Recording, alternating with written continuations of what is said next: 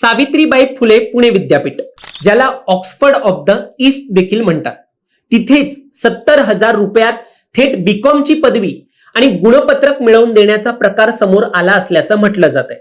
हे नेमके आरोप काय आहेत, ही घटना कुणी समोर आणली आहे, कशी घडली आहे, सगळं काही जाणून घेऊया या व्हिडिओच्या माध्यमातून. दरम्यान तुम्ही चॅनलवर नवीन आलाय तर लगेच सबस्क्राईब करा प्राईम टाइम महाराष्ट्राला, कारण असे महत्त्वपूर्ण अपडेट्स आम्ही नेहमी तुमच्यासाठी घेऊन येत असतो. माझं नाव ओमकार साळवी आणि या विषयाला आपण सुरुवातीपासून सुरू करूया. तर एक रिक्षा चालवणारे महेश कदम नावाचे एक व्यक्ती आहेत, जे आपल्या मुलाच्या पुढच्या शिक्षणासाठी सावित्रीबाई फुले पुणे विद्यापीठात चौकशी करायला गेले होते. तिथे त्यांची भेट झाली विद्यापीठाच्या वित्त व लेखा विभागातील कर्मचारी रमेश दामोदर मुखेकर यांच्याशी. मुखेकर यांनी आणि त्यांच्या 3-4 साथीदारांनी महेश कदम यांना ऑफर दिली. 3 वर्ष शिकण्याची गरज नाहीये, थेट 3 लाख रुपयांमध्ये बीकॉमची गुणपत्रके आणि पदवी प्रमाणपत्र आम्ही तुम्हाला मिळवून देतो. नंतर चर्चा होऊन हा सगळा प्रकार घडवण्याचा जो व्यवहार आहे तो 1.5 लाख रुपयांवरती ठरला.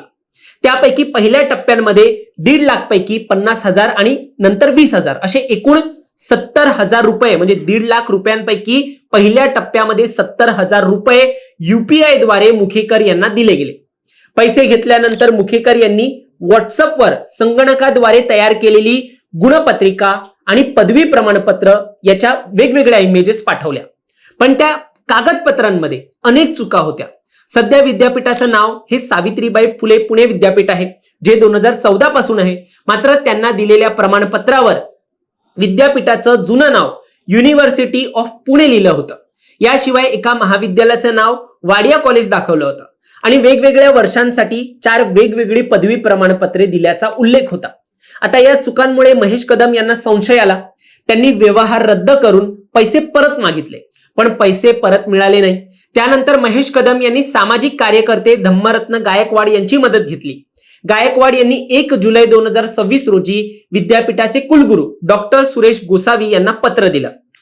त्यात व्हॉट्सअप चॅट्स, आर्थिक व्यवहाराचे पुरावे आणि बनावट कागदपत्रे जोडली होती.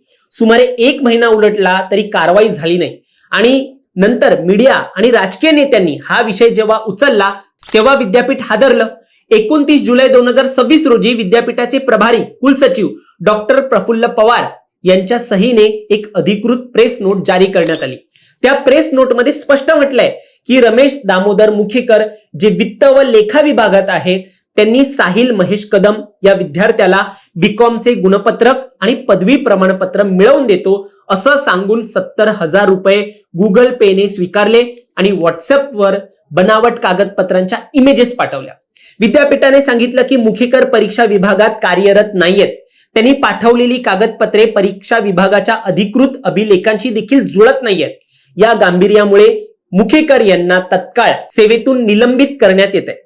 मग पुढे परीक्षा व मूल्यमापन मंडळाचे संचालक डॉक्टर राजेंद्र तलवारे यांनी चतुर्शृंगी पोलीस स्टेशनमध्ये रितसर फिर्याद जी आहे ती देखील दाखल केलेली आहे असं एकूण विद्यापीठाने म्हटलेलं आहे.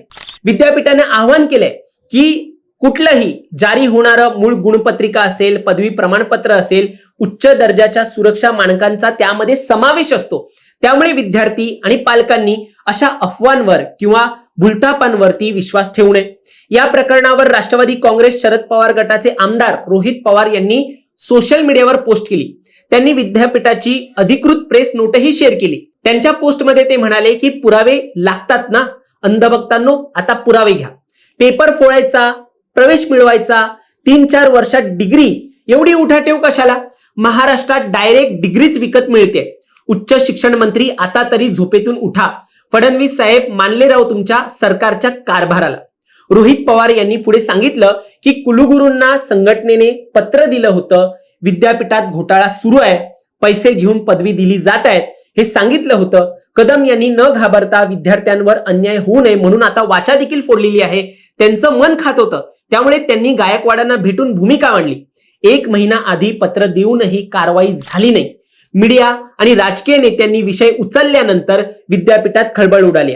रोहित पवार पुढे म्हणाले की रमेश मुखेकर याला निलंबित केलंय, पण एवढ्यावर चालणार नाही. 1 पदवी समोर आली आहे, याचा अर्थ अनेक पदव्या दिल्या असतील. त्यामुळे या व्यक्तीचा मोबाईल चेक करावा लागेल. व्हॉट्सअपची चॅट बघावी लागतील. 2016 पासून मुखेकर हे विद्यापीठात होते, त्यामुळे 2000 पासूनचे ऑडिट केले पाहिजे. नव्या डिग्र्या कुणाकुणाला दिल्यात त्याचा अभ्यास केला पाहिजे. FIR झाला, मुखेकरला निलंबित केलं म्हणजे सगळं संपलेलं आहे असं नाही. यात कोण कोण आहे हे पाहिलं पाहिजे. वरपासून कोण आहे ते शोधलं पाहिजे. गायकवाड आणि कदम यांना निनावी फोन येत होते म्हणजे हे रॅकेट मुखेकर पर्यंत थांबत नाहीये. या प्रकरणात 2 कंपन्या आहेत. विद्यापीठाच्या मालकीच्या कंपन्या असल्या तरी त्यात भाजप विचाराचे लोक भरले असल्याचं रोहित पवार यांनी आरोप केलेत. पवार म्हणाले, राजेश पांडे नावाचा व्यक्ती आहे, त्याचा वावर विद्यापीठात असतो, तो भाजपचा आहे, त्याचा काय कंट्रोल आहे याचा देखील शोध घेतला पाहिजे. मुखेकरांकडून डिग्री दिली जात असेल तर त्याचा खोल तपास केला पाहिजे. एका अधिकाऱ्यावर कारवाई करून चालणार नाही. कुणाकुणाला डिग्री दिली आहे हे तपासलं पाहिजे असं सगळं एकूण रोहित पवारांचं म्हणणं आहे. आता याच काळामध्ये आपण पाहिलं तर देशभर पेपर फुटीचे प्रकार सुरू आहेत. परीक्षा व्यवस्थेत गोंधळाची स्थिती आहे. नीटच्या पेपर फुटीमुळे केंद्रीय शिक्षण मंत्री धर्मेंद्र प्रधान यांचा राजीनामा घ्यावा लागला होता असे संदर्भ समोर आलेत.